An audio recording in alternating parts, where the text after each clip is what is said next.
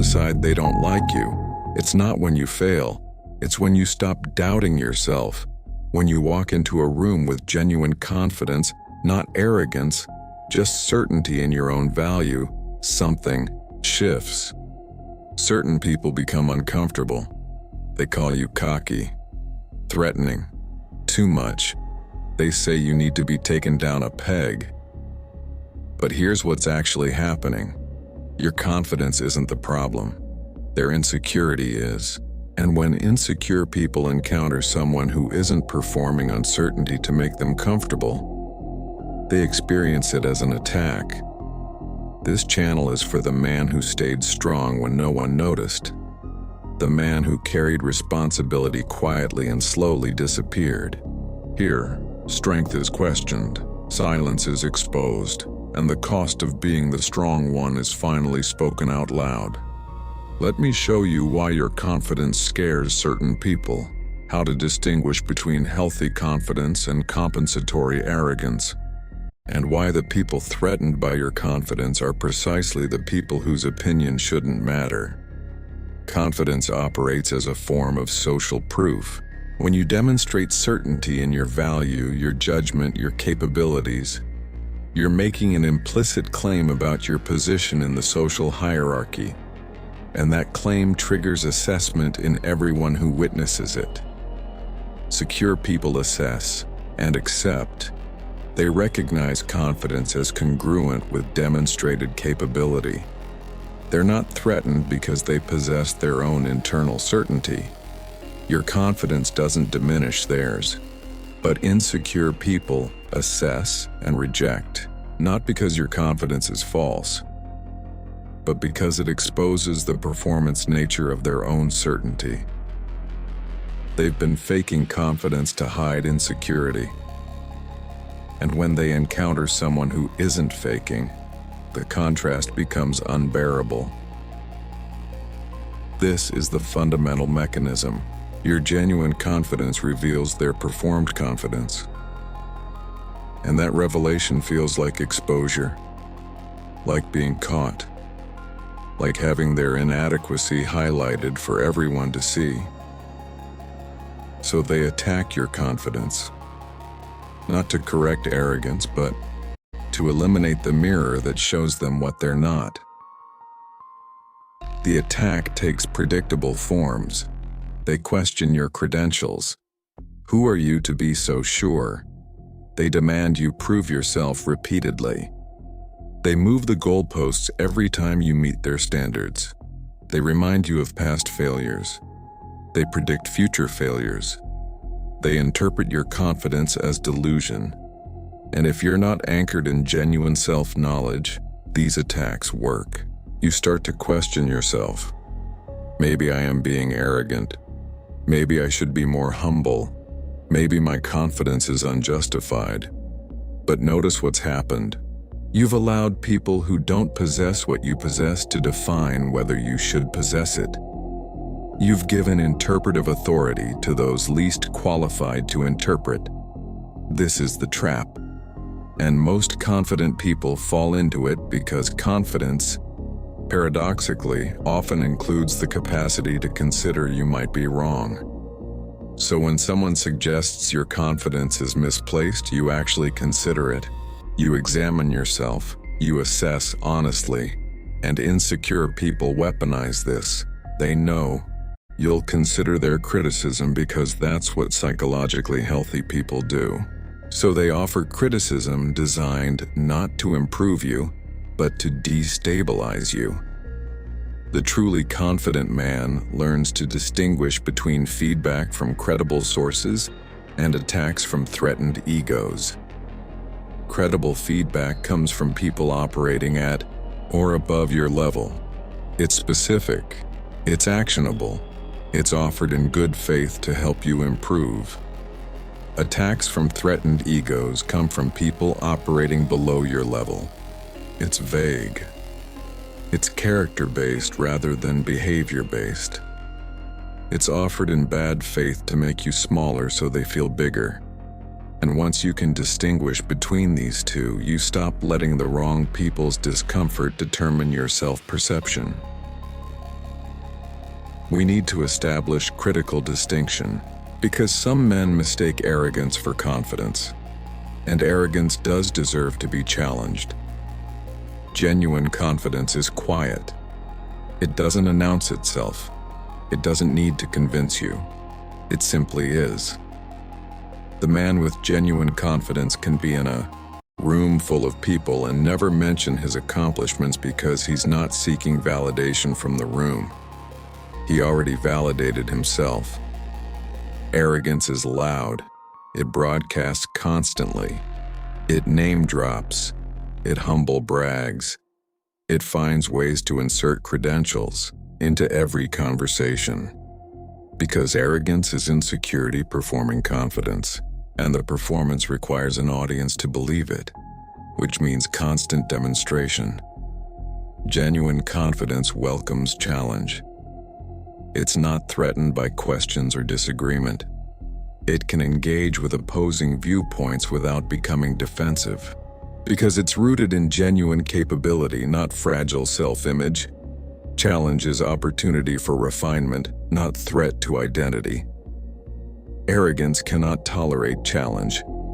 It experiences questions as attacks. It responds to disagreement with aggression or dismissal.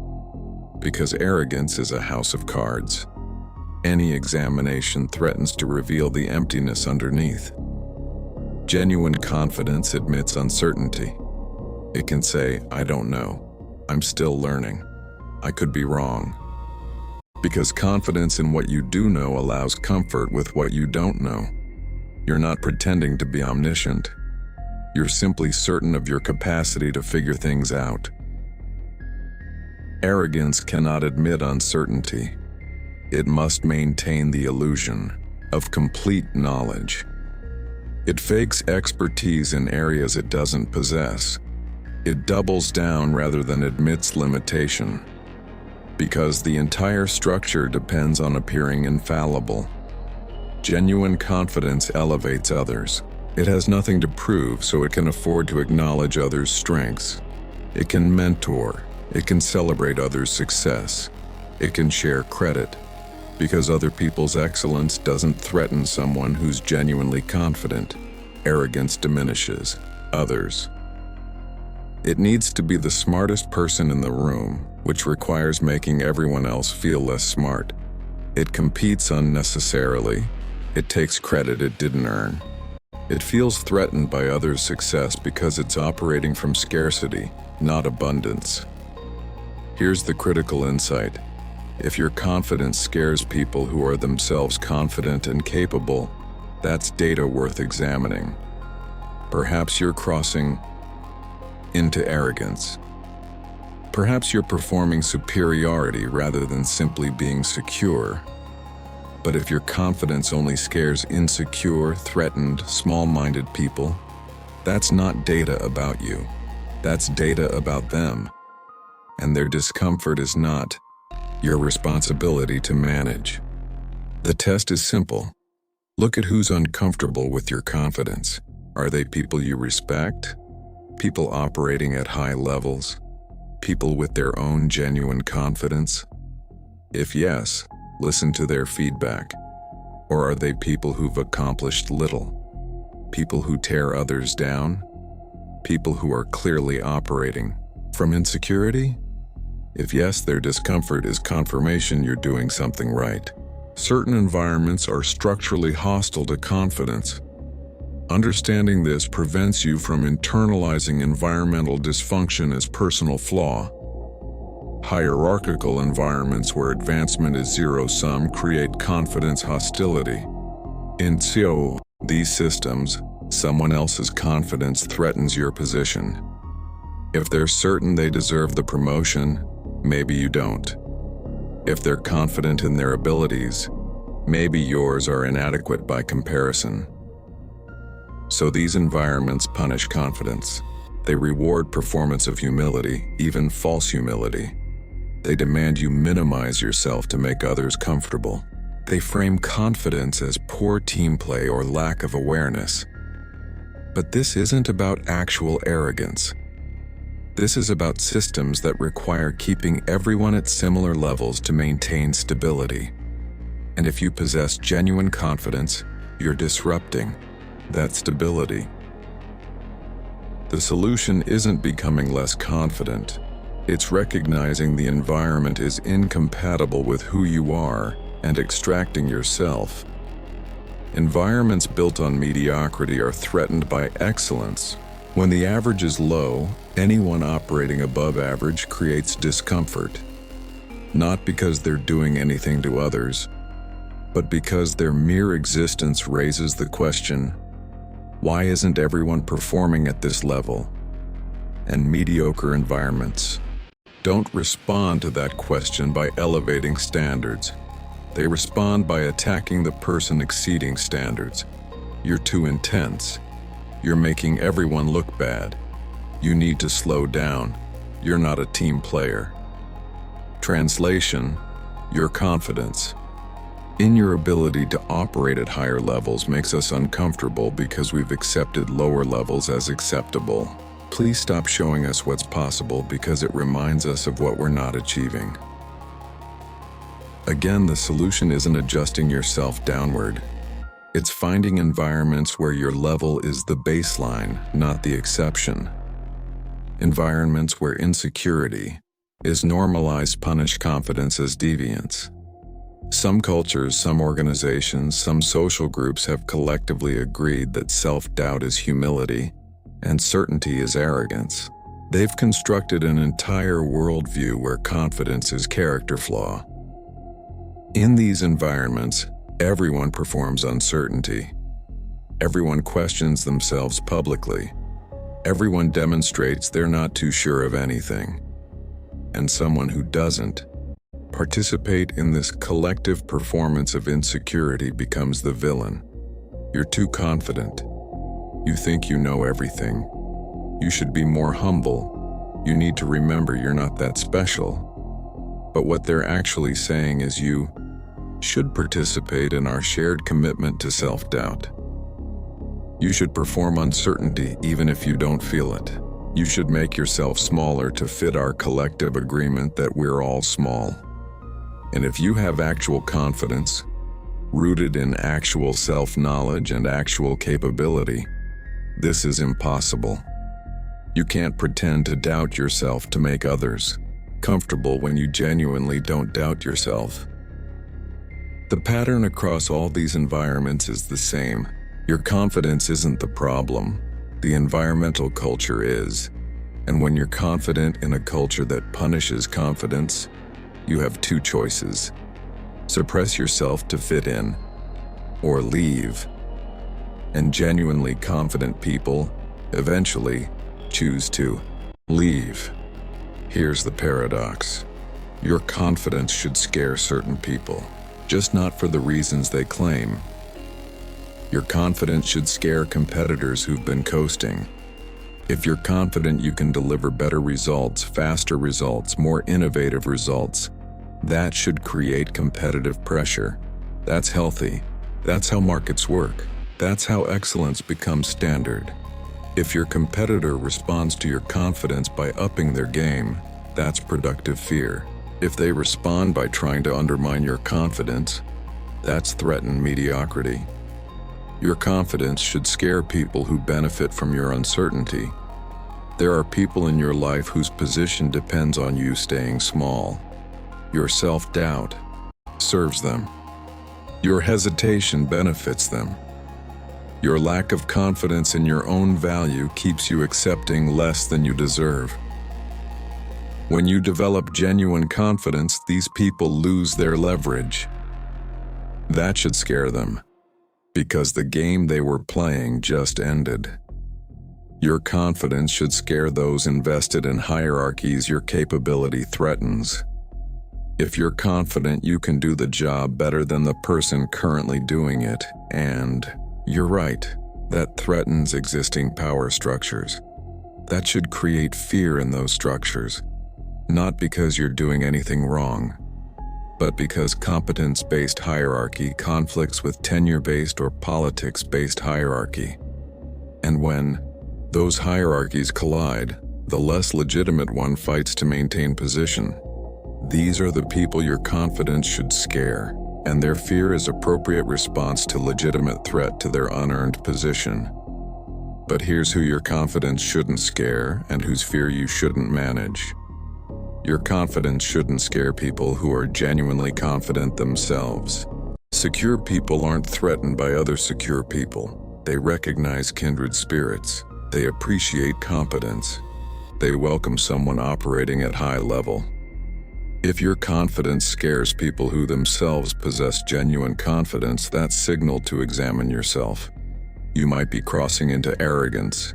You might be performing superiority. You might be compensating for insecurity. But if the only people scared by your confidence are insecure people, that's confirmation you're operating from authentic place. Your confidence shouldn't scare people who love you genuinely. People who actually care about your well-being, who want you to succeed, who celebrate your growth. Those people aren't threatened by your confidence. They're encouraged by it. If someone claims to care about you but is consistently uncomfortable with your confidence, examine the relationship. They might care about the version of you that needs them. They might care about the version of you that makes them feel superior. But they don't care about the actual you. Your confidence shouldn't scare people operating in abundance mentality. People who believe there's enough success, enough recognition, enough value for everyone. They're not threatened by your confidence because they're not operating from scarcity. If your confidence only scares people operating from scarcity, that's not information about you. That's information about their worldview. The truly confident man develops discernment.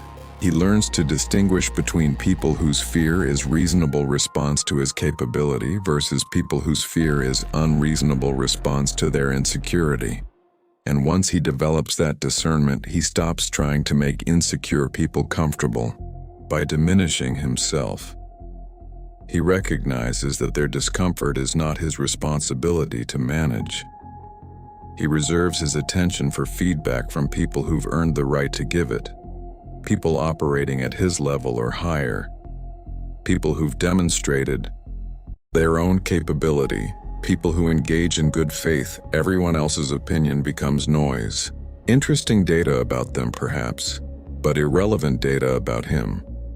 Your confidence scares the wrong people. That's not accident. That's not misunderstanding. That's inevitable consequence of possessing something they don't possess. Insecure people are threatened by confident people. Mediocre environments are threatened by excellence.